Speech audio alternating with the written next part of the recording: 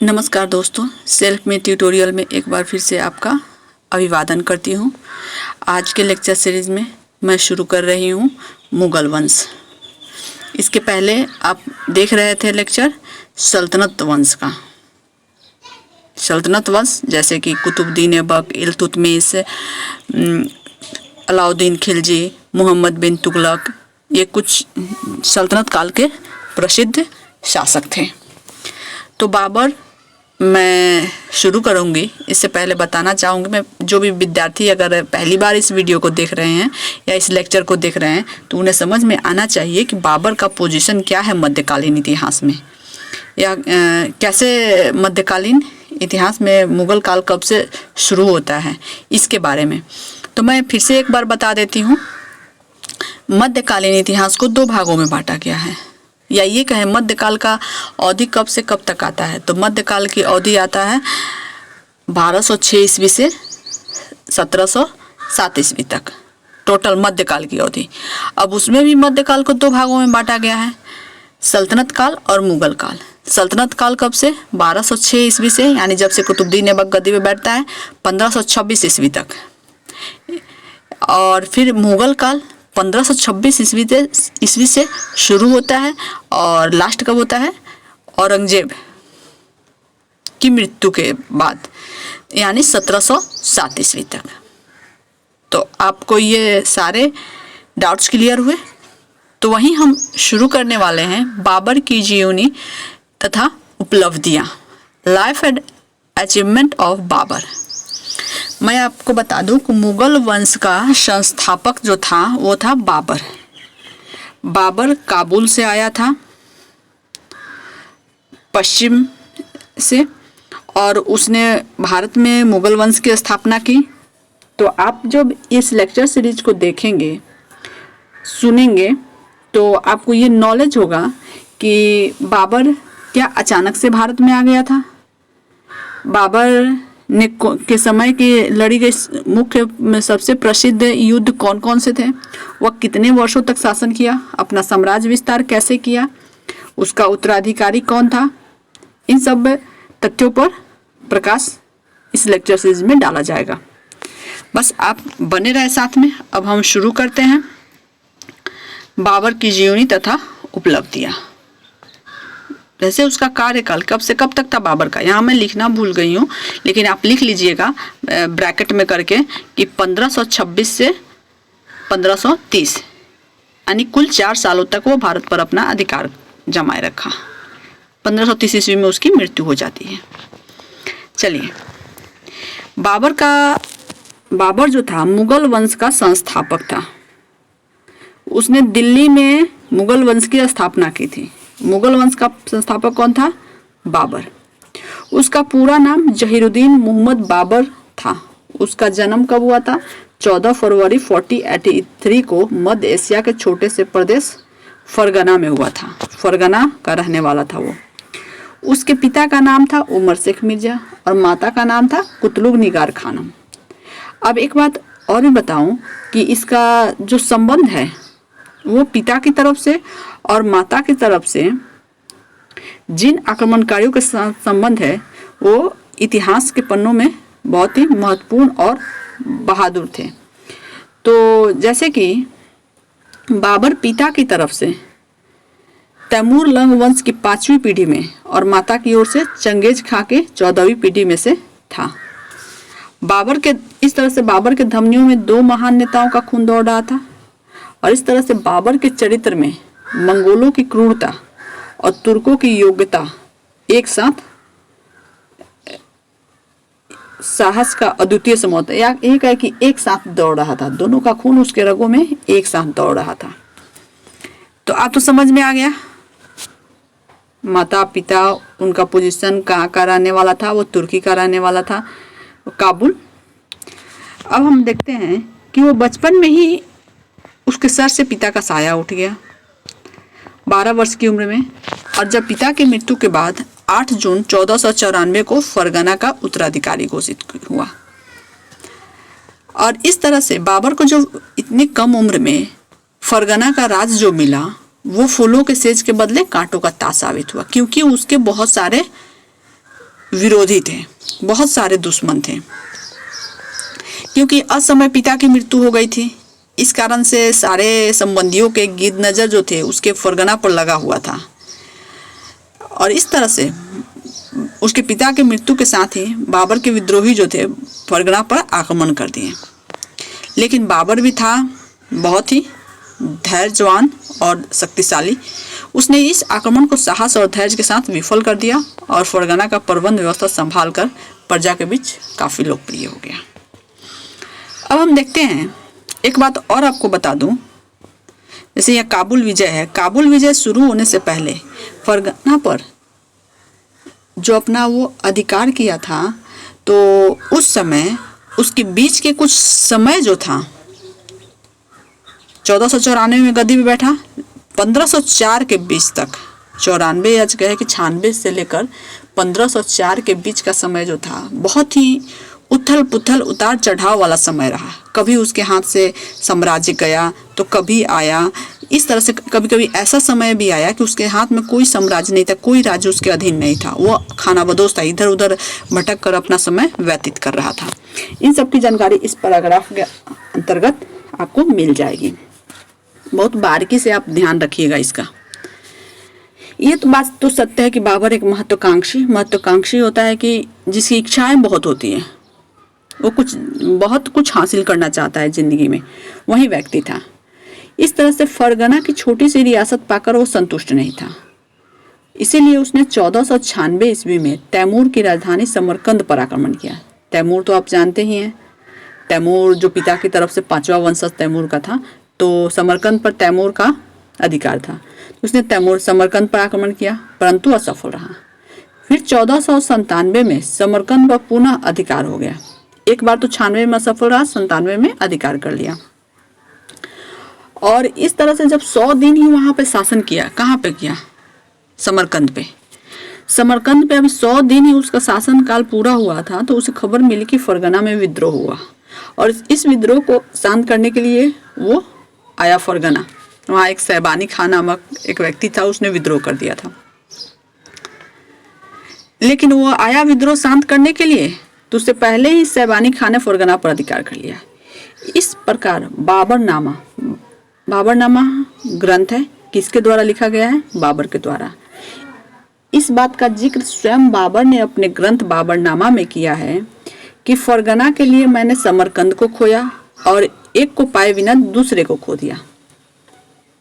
आपको समझ में आ रहा है ना कि कैसे वो फरगना को प्राप्त करने के लिए समरकंद से चला, लेकिन यहाँ पर आया तो फरगना पर अधिकार उसका हो चुका था, उधर उसके हाथ से समरकंद भी निकल गया, और वो हो गया, बाबर हो गया खानाबदोश। और इस तरह से फिर एक बार भाग्य ने बाबर का साथ दिया। 1499 ईस्वी में पुनः फरगना पर अधिकार कर लिया। बाबर के साथ भाग्य आंख में चौली कर रही थी। 1500 में फरगना बाबर के हाथ से फिर निकल गई। 1501 में समरकंद पर बाबर का अधिकार हो गया, लेकिन 1502 में समरकंद बाबर के हाथ से निकल गया। 1502 से 1504 ईस्वी तक बाबर फिर खानाबदोश हो गया। लेकिन बाबर जो था बहुत ही महत्वाकांक्षी था, लेकिन उसके निरंतर संघर्ष के दृढ़ संकल्प से वो बाज नहीं आया। वो बहुत ही दृढ़ संकल्प था, वो अपना एक साम्राज्य विस्तार करना चाहता था। तो ये छोटी सी रियासत पाकर वो खुश तो था नहीं, इस कारण से वो दृढ़ संकल्प था। फिर कुछ वो अपने घरेलू युद्धों से निकलकर कुछ बाहरी दुनिया में अपने साम्राज्य को फैलाना चाहता था। तो अभी वो फिर काबुल पर विजय हासिल करने के लिए आगे बढ़ता है, और बाबर ने 1504 ईस्वी में काबुल और गजनी के राजनीतिक उपद्रव से लाभ उठाकर उस पर अधिकार कर लिया। काबुल विजय के बाद बाबर के भाग्य ही बदल गए। काबुल उसका गृह राज्य था, वहाँ पर उसने अधिकार कर लिया। काबुल में ही 1506 ईस्वी में उसके ज्येष्ठ पुत्र हुमायूं का जन्म हुआ था। 1507 में बाबर ने बादशाह की उपाधि धारण की। 1511 ईस्वी में बाबर ने ईरान के शासक इस्माइल खां की सहायता से समरकंद, बुखारा एवं खुरासान पर विजय प्राप्त कर लिया। फिर 1520 ईस्वी में समरकंद उसके हाथ से निकल गया। इस प्रकार उत्तर पश्चिम में साम्राज्य विस्तार की लालसा पूरी नहीं हो सकी, तो बाबर ने दक्षिण पूर्व की ओर अपना ध्यान केंद्रित कर लिया। यानी वो अपने घरेलू युद्धों में बहुत हद तक सफलता पाई, लेकिन वो उसी में उलझ कर नहीं रहना चाहता था, तो उसने अपना ध्यान अब दक्षिण पूर्व की ओर अपना ध्यान केंद्रित किया। दक्षिण पूर्व में कौन स्थित था? भारत। तो भारत, क्योंकि वो भी सुन रखा था कि भारत एक सोने की चिड़िया है, भारत खनिज संपदा से परिपूर्ण देश है, क्योंकि वो गजनी को देख चुका था, किस तरह से गजनी भारत आया था, भारत से लूटपाट किया। लेकिन उसका, बाबर का उद्देश्य सिर्फ भारत में लूटपाट करना ही नहीं था, वह अपने साम्राज्य का केंद्र बनाना चाहता था भारत को। इसीलिए इसके आक्रमण का उद्देश्य जो था गजनी से अलग था। भारत पर बाबर का आक्रमण। अब देखिए यहाँ पे टर्निंग पॉइंट आता है। मैं आपको एक बात और बता दूं कि जब भारत पर बाबर आक्रमण करता है तो आप तो सुने होइएगा, पानीपत का युद्ध, खानवा का युद्ध, चंदेरी का युद्ध, घाघरा का युद्ध, 4 मुख्य युद्ध थे जो बाबर ने किए थे। लेकिन क्या है, अचानक से पानीपत का युद्ध हुआ? नहीं, इसके पहले एक पृष्ठभूमि तैयार हुई है। यानी कि बाबर पानीपत के युद्ध के समय में ही भारत पर आक्रमण नहीं किया था, वो इसके पहले भी 5 बार भारत पर आक्रमण किया और कुछ कुछ नजदीकी भागों पर अपना अधिकार करके वो लौट गया। तो चलिए वहीं हम शुरू करते हैं कि वो हर बार क्या कुछ नया हासिल किया भारत से। ये बात सही है कि बाबर भारत को ललचाई आंखों से देखा करता था, लेकिन बाबर के सामने भारत विजय के लिए अनेक कठिनाइयाँ थी। उसने जब इन कठिनाइयों पर विजय प्राप्त कर लिया तो भारतीय सीमा में प्रवेश पाने की तैयारी करने लगा। भारत प्रवेश के पहले बाबर ने ईरानियों की सहायता से तोपखानों का निर्माण किया, जो भारत विजय में काफ़ी कारगर साबित हुआ। यानी कि आपको ये बता दूं कि बाबर जब भारत पर आक्रमण किया तो सबसे पहले अपने सैन्य व्यवस्था मजबूत किया और उसने अपने ईरानियों की सहायता से तोपखाने को मजबूत किया, नए तकनीकी, युद्ध में नई तकनीक तुलगमा नीति को अपनाया। मैं आगे इसकी चर्चा करूंगी। तो इस तरह से हर तरीके से अपनी सैन्य शक्ति को मजबूत करते हुए भारत पर वो चढ़ाई किया। तो भारत पर पहला आक्रमण 1519 ईस्वी में, और जब 1519 ईस्वी में जब आक्रमण किया तो वो बाजौर एवं भीरा पर विजय प्राप्त कर लिया। उसके बाद बाबर ने तुर्कों के अधिकार क्षेत्र वाले प्रदेश को लौटाने के उद्देश्य से इब्राहिम लोदी और पंजाब के गवर्नर दौलत खां लोदी के पास अपना राजदूत भेजा। यानी आपको थोड़े से लाइन समझ में नहीं आ रहे होंगे तो मैं आपको बता दूं, 1519 ईस्वी में बाबर ने भारत पर आक्रमण जब किया, बाजौर और भीरा पर तो अधिकार कर ही लिया। उसका कहना था कि तुर्कों ने, यानी कि जो गजनी के समय में जो प्रदेश जो थे अधिकार में थे वो उसे फिर से उन्हें लौटा दें, भारतीय जो थे उन्हें लौटा दे। इस उद्देश्य से उन्हें अपना एक राजदूत इब्राहिम लोदी और दौलत खां लोदी के पास भेजा। लेकिन जब राजदूत उनका लौट कर नहीं गया तो वो फिर से काबुल लौट गया। कौन? बाबर। भारत पर बाबर का दूसरा आक्रमण सितंबर, एक तो 1519 की शुरुआत में ही किया था पहला आक्रमण, दूसरा आक्रमण 1519 के सितंबर में किया। इस आक्रमण का उद्देश्य यूसुफ जाइयों का दमन कर पेशावर के किले में रसद एकत्र करना था। यानी कि यूसुफ जाई एक विशेष प्रकार की जाति थी, वो बहुत ही लड़ाकू जाति होते थे। तो इनके विद्रोह का दमन किया और पेशावर पर अधिकार कर लिया, ताकि वो कभी भी चढ़ाई भारत पे करे तो अपनी सेना और रसद जो है वहाँ पे रख सके, उन्हें यानी वो ठिकाना मिल जाए।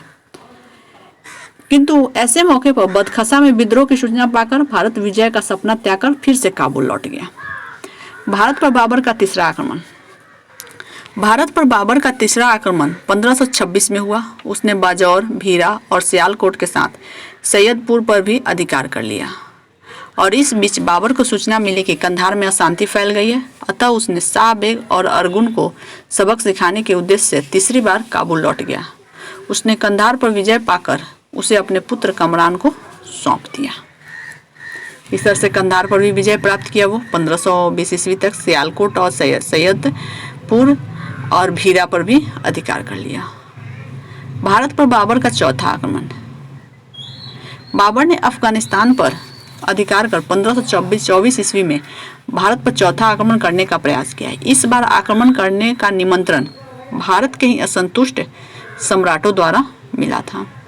यानी कि इस बार जो भारत पर आक्रमण किया, एक तो भारतीय सम्राटों को या भारतीय राजाओं को ये सूचना थी कि एक आक्रमणकारी है जो उत्तर पश्चिम से भारत पर, काबुल से भारत पर आक्रमण करता है, तो क्यों ना ये लोग आपसी मतभेद के कारण एक दूसरे को अपने राज्य में ही एक दूसरे को नीचा दिखाने के उद्देश्य से वो खुद बाबर को निमंत्रण भेजते हैं।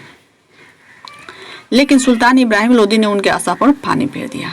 अब देखिए, अब हम लोग देखेंगे भारत पर बाबर का पांचवा आक्रमण और निर्णायक आक्रमण। बाबर पांचवी बार पूरी तैयारी के साथ नवंबर 1525 ईस्वी में भारत पर आक्रमण किया। उसके साथ हुमायूं एवं झेलम नदी पार करने के बाद लाहौर की सेना भी साथ हो गई। यानी पांचवी बार 1525 में जो किया, हुमायूं तो था ही, झेलम नदी जब पार किया तो लाहौर की सेना भी बाबर का साथ देने लगी। सबसे पहले बाबर का सामना हुआ दौलत खां के साथ हुआ, लेकिन दौलत खां को परास्त कर बाबर दिल्ली की ओर बढ़ा। बाबर की विजय सूचना पाकर इब्राहिम लोदी विशाल सेना के साथ प्रस्थान किया, जो बाबर के मार्ग में एकमात्र रोड़ा था। बाबर यमुना नदी को पार कर 12 अप्रैल 1526 ईस्वी को ही पानीपत के मैदान में पहुंच गया था। लेकिन 12 अप्रैल से 19 अप्रैल तक कोई महत्वपूर्ण युद्ध नहीं हुआ। तो आप देख सकते हैं कि किस तरह से भारत पर बाबर का पांचवा आक्रमण जो था किस तरह से निर्णायक होते जा रहा था। और यही जो पांचवी बार जो भारत आया तो पानीपत का भी युद्ध हुआ, जो आप देखें कि पानीपत के मैदान में दोनों सेनाएं आमने सामने हैं। तो आगे चल के यही पानीपत का ही रूप लिया। पानीपत का प्रथम युद्ध। अब ये समय आ गया है जब बाबर इस युद्ध में विजय हासिल करता है और दिल्ली सल्तनत पर अधिकार करता है। 21 अप्रैल 1526 ईस्वी में बाबर एवं इब्राहिम लोदी की सेनाएं पानीपत के मैदान में एक दूसरे के आमने सामने खड़ी हो गई। बाबर अपने चिर संचित अभिलाषा को पूरा करने के लिए पानीपत के मैदान में उतरा था। और एक समय ये भी बता दूं कि इस समय बाबर की सेना जो थी आधुनिक तरीकों से लैस थी। सेना संगठन बहुत ही मजबूत था, उसमें तोपखाने थे, तोपचियों की तादाद थी। जबकि इब्राहिम लोदी जो युद्ध में शामिल हुआ था वो अपने परंपरागत ढंग से युद्ध के मैदान में उतरा था। युद्ध प्रारंभ होने के कुछ पल में ही बाबर के कुशल तोपचियों के सामने इब्राहिम की सेना शीघ्र ही अपना संतुलन खो बैठी। आपको समझ में आ रहा है ना कि कैसे बाबर की सेना थी पुरानी पद्धति पर आधारित थी, और इब्राहिम की सेना पुरानी पद्धति पर आधारित थी और बाबर की सेना नई तकनीकियों से लैस थे। तो ऐसी स्थिति में इब्राहिम की हार तो होनी ही थी, और इस तरह इब्राहिम की हार हुई, परिणाम बाबर के अनुकूल हुआ और इब्राहिम लोदी युद्ध क्षेत्र में ही मारा गया है। यह युद्ध मात्र आधे दिन ही चला, लेकिन इसमें 40 से 50 हजार सैनिक हताश हुए। बाबर के विजय के साथ ही प्रथम अफगान साम्राज्य नष्ट हो गया और इस तरह से दिल्ली पर मुगल वंश की स्थापना हो गई। और पानीपत के प्रथम युद्ध के बाद ही बाबर मुगल वंश का संस्थापक बन गया। अब हम आते हैं खानवा का युद्ध। बाबर के विश्वासघात के कारण राणा संग्राम सिंह और बाबर के बीच खानवा के मैदान में युद्ध हुआ। बाबर ने विश्वासघात किया था, कहीं न कहीं भारतीय राजाओं ने ही उसे बुलाया था, लेकिन उसके विश्वासघात के कारण राणा संग्राम सिंह और बाबर के बीच खानवा के मैदान में युद्ध हुआ। बाबर ने राजपूतों के साथ इस युद्ध में धर्म युद्ध या जिहाद का नाम दिया, क्योंकि बाबर की सेना जो थी इस समय बहुत थक चुकी थी, वो युद्ध करना नहीं चाहती थी। तो बाबर ने क्या किया, बाबर तो हमेशा उत्साहित करते रहता था, वो अपनी सेना से बहुत प्यार करता था, लेकिन जब अनुशासन की बात आती तो वह अनुशासन में ही रहना पसंद करता था। तो वो अपनी सेना को प्रोत्साहित भी करता रहता। तो बहुत सारी सेना जो अपने देश लौट जाना चाहती थी तो उसने उन्हें रोका नहीं, बोला कि आप चले जाइए, जिनको जाना है वो जाए। लेकिन उन्होंने एक बड़ी ही चतुराई के साथ एक काम किया कि इस खानवा के मैदान में जो युद्ध हुआ, राणा संग्राम सिंह के साथ जो युद्ध होने वाला था, उसे जिहाद का नारा दे दिया। जिहाद का मतलब होता है हिंदू मुस्लिम युद्ध। तो इससे क्या हुआ, एक बार फिर से उसकी सेना जो है तरोताजा हो गई और धर्म के नाम पर युद्ध में कूद पड़ी। और फिर इस तरह से जब जिहाद का जो नारा दिया, इस नारा के साथ दोनों सेनाओं के बीच 16 मार्च 1527 ईस्वी को युद्ध हुआ। इस युद्ध में बाबर ने तुलगामा पद्धति का सहारा लिया। तुलगामा पद्धति क्या है?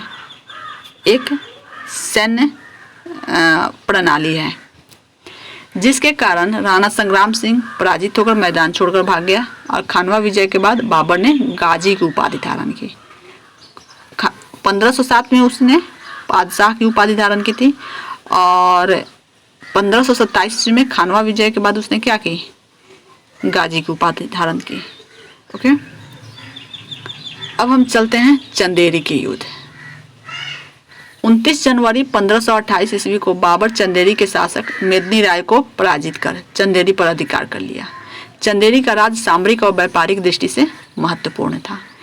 इस तरह से चंदेरी पर तो अधिकार किया, साथ ही चंदेरी से उसे बहुत सारे उपहार भी प्राप्त हुए थे। घाघरा का युद्ध। बाबर गंगा नदी पार कर बंगाल और बिहार के विरोधी अफगानों को दबाने के लिए आगे बढ़ा। यानी कि जो अफगान के साथ पहली युद्ध तो हुई थी, लेकिन बहुत सारे अफगानी शासक जो थे बिहार में थे, बंगाल में थे, वो उसका विरोध कर रहे थे। तो उनको दबाने के लिए जब वो आगे बढ़ा, 16 मई 1529 ईस्वी में घाघरा नदी के किनारे दोनों सेनाओं के बीच युद्ध हुआ। इस युद्ध में अफगान विद्रोहियों को कुचल दिया गया और घाघरा विजय के बाद बाबर सारे उत्तर भारत का स्वामी हो गया। ओके, तो आपको मैं बता दूं कि आप कैसे पढ़ेंगे। आप कैसे पढ़ेंगे कि 4 महत्वपूर्ण युद्ध, उसके पहले 5 बार आक्रमण भारत पे। तो 4 महत्वपूर्ण युद्धों को आप ऐसे करके पढ़ेंगे। पानी पिया चलकर, पानी पिया खाया चलकर घर गया। पानी पिया यानी पानीपत, खाया खानवा युद्ध, चंदेरी चलकर घाघरा घर गया। इस तरह से 4 महत्वपूर्ण युद्ध हुए हैं 26, 27, 28 और 29 में। ओके, तो आप याद रखिएगा, आपके नेट एग्जाम में, जेआरएफ में या कोई भी कॉम्पिटिटिव एग्जाम देते हैं तो हिस्ट्री से इस तरह के क्वेश्चन या ये कहे कि बाबर से रिलेटेड इस तरह के क्वेश्चन पूछे जाते हैं। अब हम देखते हैं, तो इस तरह से तो आपको समझ में आ गया होगा कि जब बाबर आया तो उसके साम्राज्य विस्तार के लिए उसने कोई फोकस नहीं किया। पहले तो अपने भारत में अपना पैर जमाया और ये युद्ध करते धरते ही वो स्वर्ग सिधार गया। तो बाबर का साम्राज्य विस्तार की सीमा सिंध नदी से बिहार तक एवं हिमालय से लेकर चंदेरी तक फैल चुकी थी। अब हम चलते हैं बाबर की मृत्यु। बाबर अभी बहुत थक चुका है इतना युद्ध करके, तो इसीलिए उसका लास्ट समय आ जाता है। तो अब हम उसको देख लेते हैं। बाबर बूढ़ा भी हो चुका था क्योंकि उसका जन्म कब हुआ था? 83 में। मृत्यु कब हुई? 30 में। लेकिन 83 हो गया, 20, 30, 50, लेकिन फिर भी ज़्यादा उम्र नहीं हुआ था। लेकिन फिर भी युद्ध करते हुए वो बहुत थक चुका था, उसका स्वास्थ्य गिरने लगा था। 26 दिसंबर 1530 ईस्वी को 47 वर्ष की आयु में, अरे वाह, ये तो 50 भी पार नहीं किया। 47 वर्ष की आयु में बाबर इस संसार से चल बसा। उसके मृत्यु के बारे में ऐसा कहा जाता है कि वो अपने पुत्र जो था हुमायूं, उससे बहुत प्यार करता था। तो उसके मृत्यु के संबंध में बाबर नामा में ऐसे लिखा गया कि एक मशहूर किस्सा था कि एक बार हुमायूं, उसका पुत्र, बहुत बीमार पड़ा और उसके प्रेम में बाबर खुद अपना जीवन चढ़ाने के लिए तैयार किया। यानी कि ऐसा कहा जाता है कि किसी साधु ने ऐसा कहा कि यदि तुम अपने प्राण त्याग दोगे तो तुम्हारा पुत्र हुमायूं जो है बहुत जल्द ठीक हो जाएगा, क्योंकि हुमायूं बहुत दिन से बीमार था, वो ठीक नहीं हो पा रहा था। तो उसने